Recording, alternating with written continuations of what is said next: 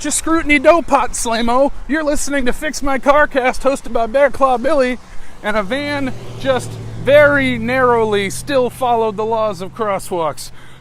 If you're not familiar with the premise of the show, welcome. The premise of the show is my car is in the shop, and I am raising money to fix it by recording my walk to or from work.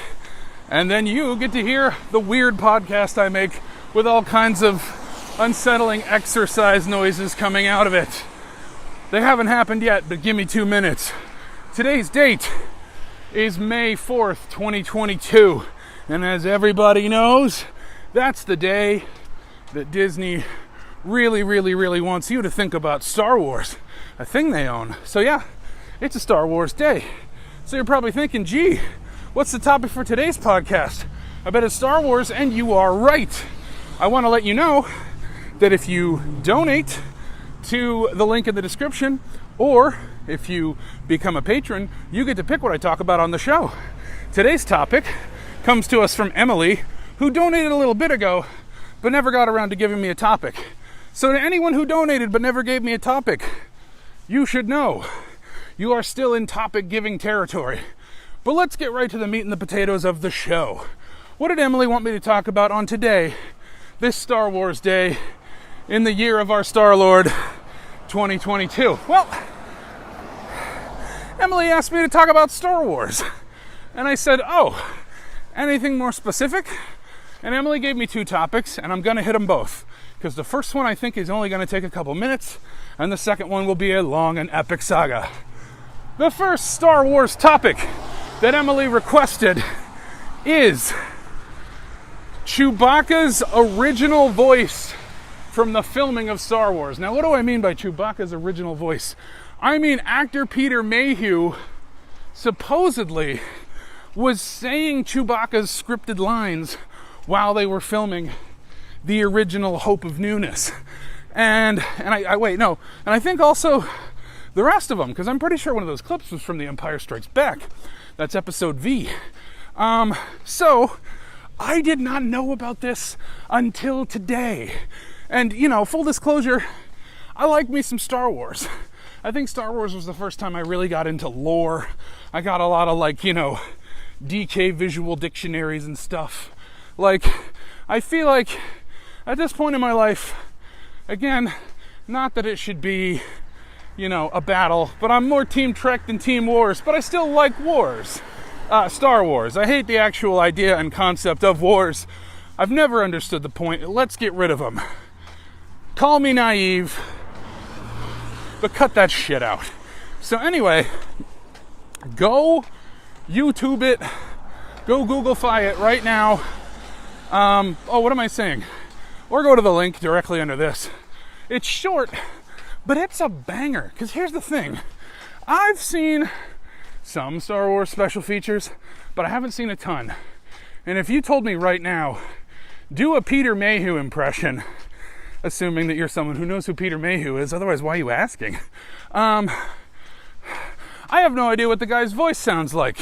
My only guess would be deep. And I'm wrong, it's actually not that deep. Go watch the clip right now if you don't want it spoiled.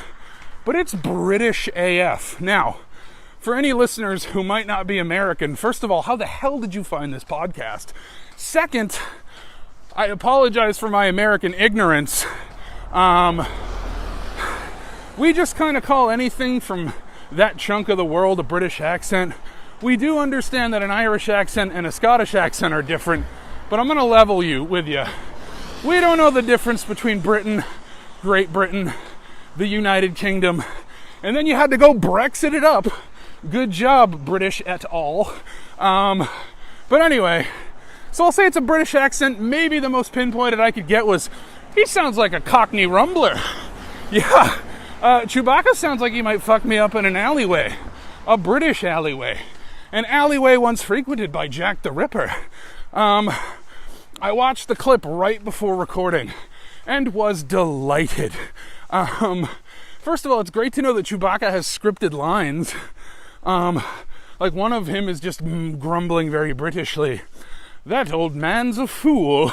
But there's another one where Han and Chewie are working on the Falcon, and they're like straight up yelling at each other, and like Cockney yelling Chewbacca is my absolute favorite thing. He's like, well, what the hell are you doing with the bleeding hydro spanners? I can't remember what he actually says, but like, it's so good, and I want that to be the rest of the movie. Like, when they're playing chess, I want them to be like, I'll rip your bleeding arms off if you make that move. I'm kind of more like a Beetle. I think his is a little lower. I never claim to be good at voices. I just try them all the time. No, this is not my cue to do Star Wars impressions. Okay, so we've covered Cockney bitch Chewbacca. Chewbacca? Oh, that doesn't sound good at all. Oh, that's the absolute worst. Don't improvise a podcast, even though I think technically they all are. If they weren't, you guys are scripting some pretty shitty podcasts. And I should know, because I have the shittiest. I just make this shit up on my way home. Okay, time for the big topic. Emily wanted me to talk about glub shitto. Some of you know what this means. Some of you don't. Strap the strap on, because it's about to go down. All right, glub shitto. What do you need to know about Glub Shitto? First of all, he's a Star Wars character. He's a bit of a running gag. I feel like he's not as well known as the Wilhelm scream. Side note, look up the Wilhelm scream. It's a scream that's used in like 1,000 movies. It was once kind of a neat inside joke, but now everybody knows about it. People who don't know about it excluded. So anyway, Glub Shitto. He is a character who has less than 1 second of screen time in the original Star Wars movie. But because it's Star Wars, literally every monster or alien or interesting pile of trash has 45 like spin-off tie-in novels. But Glub Shitto is very unique. So first of all, and again, like I collected all the books of like random trivia, and then I went down Wikipedia holes. My favorite thing is deep dives on like weird IP lore. See that show about Herbie the Love Bug that I swear I'm gonna make someday, but you know, life keeps punching me in the scrot. So Glub Shitto, even the story behind how he came about is great. When they were shooting the Ridge War of the Stars, they ran out of alien outfits. Like, you know, I'd love to be on a team for like making costumes and weird aliens and stuff. It just sounds like such a cool job, but inevitably there's a crunch time where they're like, we are running out of stuff. And so towards the end, they were just like going to toy stores and costume shops and just saying, whatever, that, give me that, and just like squishing it all together. And this is absolutely true. Glub Shitto, which, yes, his name does sound, it is spelled like it sounds. Glub Shitto. I don't know how they got away with that.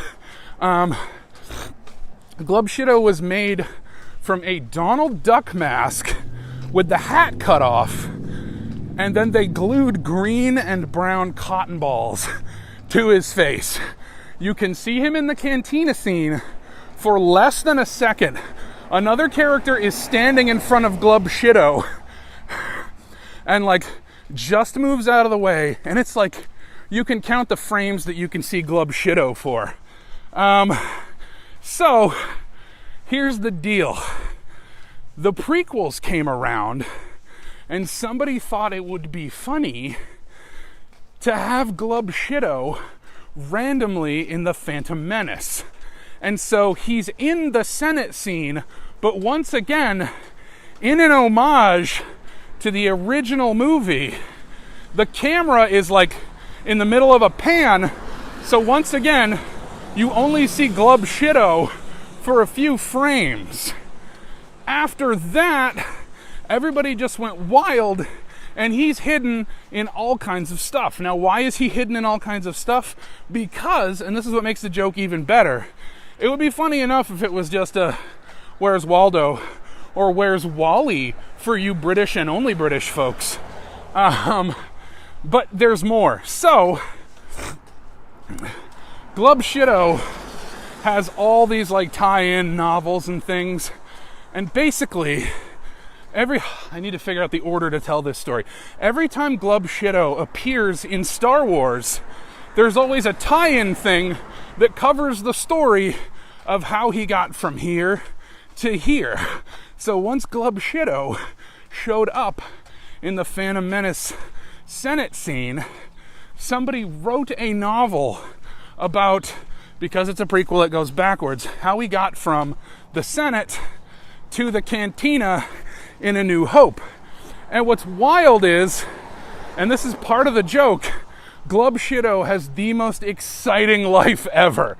And that's what makes him such a fun character, is that like all the expanded lore, which I think is probably not canon now because the Abramsing.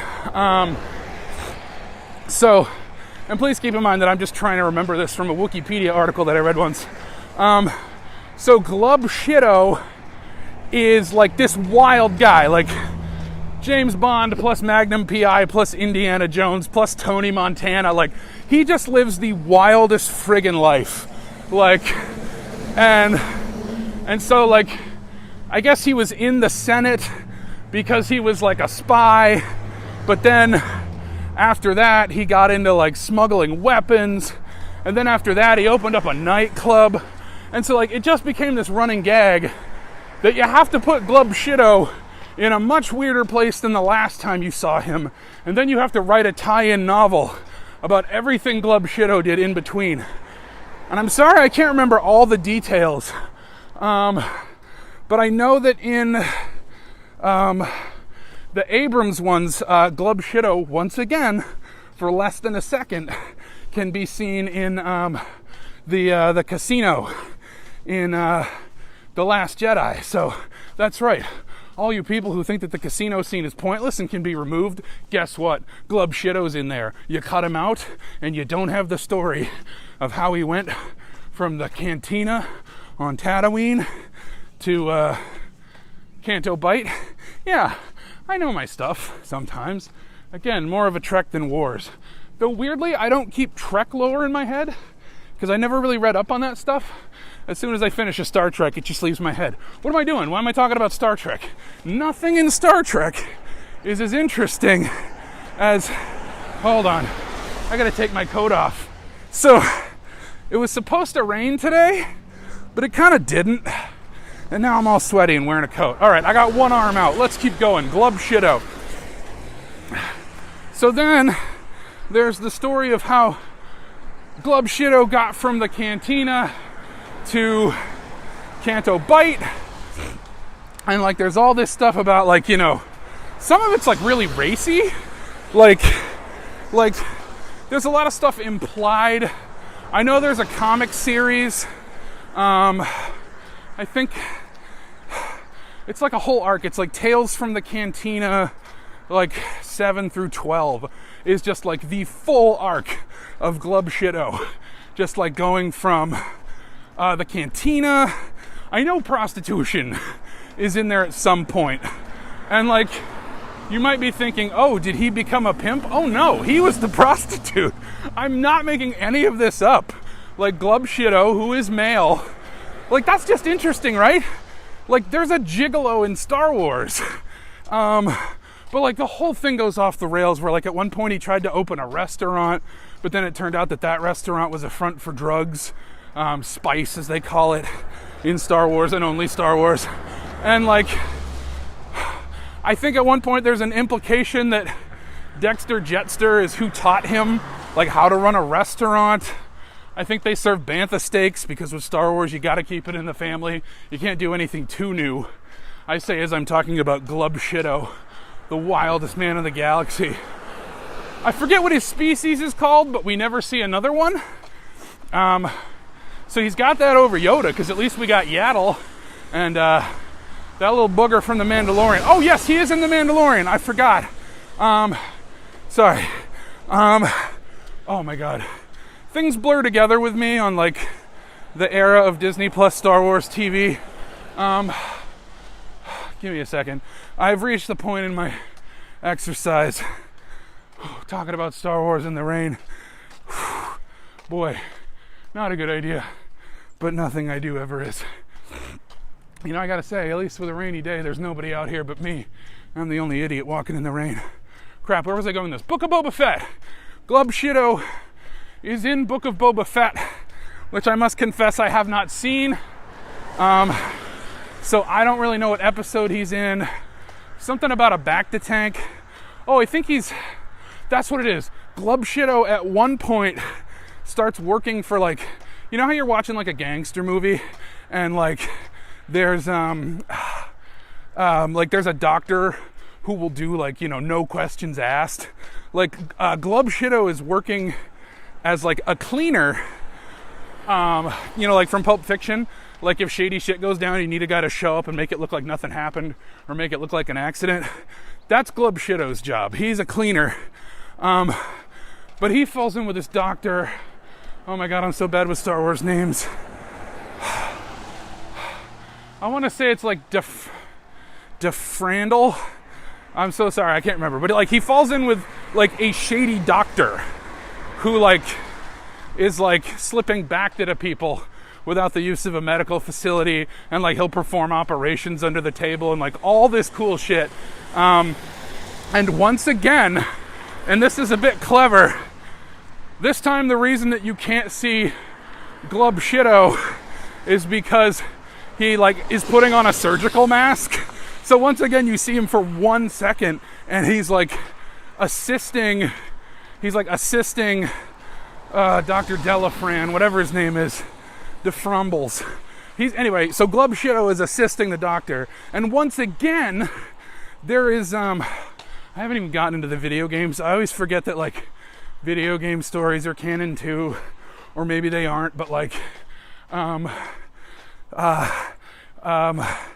on, I gotta remember this, I gotta backtrack. So anyway, Glub Shido is working for this like shady doctor in the timeline of Book of Boba Fett. And once again, there is a tie-in book this time that covers Glub Shido's life between Book of Boba Fett and the Abrams trilogy. So it covers stuff you didn't know about. They kind of had to write themselves out of a hole because they tell the whole wild story of how he goes from the cantina to Canto Bight. But then they had to write out like, oh, this thing happened too. But yeah, so like that's a tie-in novel. And by the way, I haven't read any of this stuff. I've just stayed up late nights looking at Wikipedia, because it's a real treat. There's a lot of places you can go. If you'll excuse me, I'm gonna catch my breath. I'm gonna take my coat off. And there are loads more examples of Glub Shido. Like, the thing is when you're working on something fictional like that, you know, inevitably wires are going to get crossed, memos will be overlooked, canon will always be punctured in teeny tiny little ways with a lobster fork. So yeah, they had to like backtrack and write in like, oh, you know, while this shady stuff was going on, he was also working for a shady doctor. And then from there, it was a hop, skip, and a jump over to Canto Bight. There's a lot of other little Glub Shido references. There's a video game called, I want to say Way of the Saber for like PlayStation 3. I'm sorry, I'm not a gamer. I'm not as up on this stuff. And what's cool is they actually hide Glub Shido behind a menu. Like when you go to set up the game, like for a brief second, the menu loads and passes in front of Glub Shido's face. And like, you know, it doesn't really tie into anything with his long and complicated backstory, but it is just like a fun wink and a nod. And like, I think it's the most fun one because they got to write like kind of a technical reason why you only see him for a second. But yeah, that's Glub Shido. And I'm glad that I was able to talk about Glub Shido all the way to getting back to my place. And now is the point where I can reveal to you where Glub Shido got his name. Like, out of all the intriguing stuff, you know, the sex work and working for an underground doctor and all that crazy stuff, and sneaking into the Senate as a spy, the wildest part is how he got his name. So Glub Shido got his name from Twitter. It's the wildest thing. Somebody just rattled off a tweet about Glub Shido. Like, they just took a screenshot of the guy and they said, "Oh my gosh, I love this guy. His name is Glub Shido." And it was totally fake. Like, it was just, I love seeing when Glub Shido is on screen. But it turns out people believed it. They thought that was the character's actual name. And so, Glub Shido has kind of become shorthand for just like when you enjoy seeing a character on screen in a Star Wars thing, but you don't actually know who it is. And as a matter of fact, Glub Shido isn't real. I made him up. It's true. All of it. I made it up. That's right. This episode isn't actually canon. I just wanted to challenge myself that I could BS all the way home about a Star Wars thing.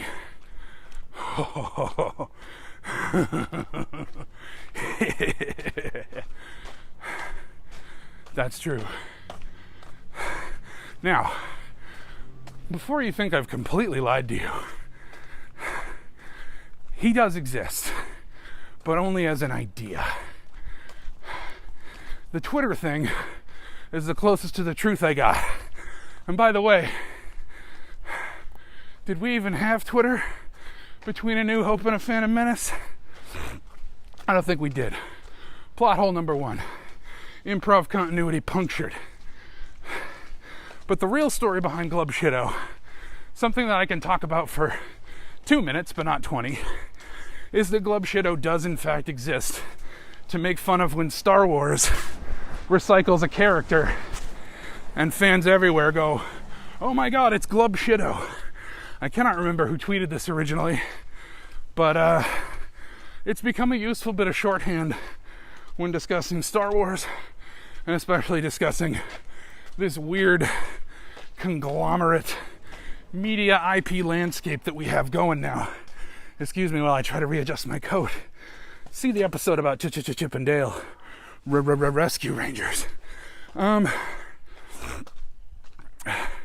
So yeah, basically, whenever Star Wars pulls out something that you had a toy of, and you go, "Oh my god, that's the toy I had," Glub Shido is a commentary on nostalgia for Star Wars.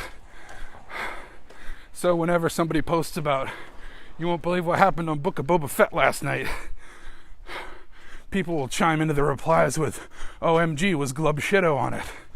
So in a weird way, my lie was only adding to what had already gone previous.